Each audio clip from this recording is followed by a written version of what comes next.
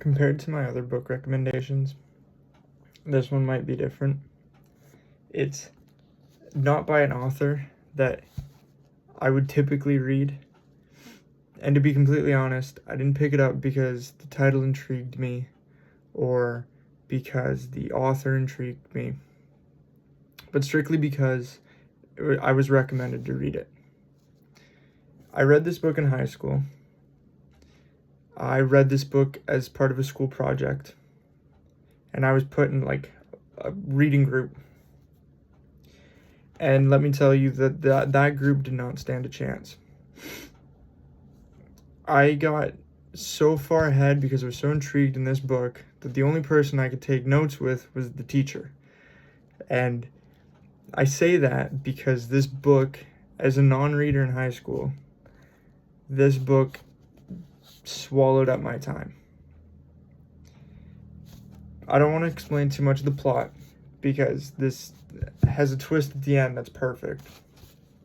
But it's about a high school shooting, coming of age story, but it's done so well. It skips between past and present day, and you don't really know what's going on until near the end of the book. It starts to the puzzle comes together. But as someone who read this in high school, which is a few years ago now, it still sticks with me. I recommend it to anyone I can because this book, again, for someone who's not was not a reader in high school, I read this book so quick. I did not want to put it down.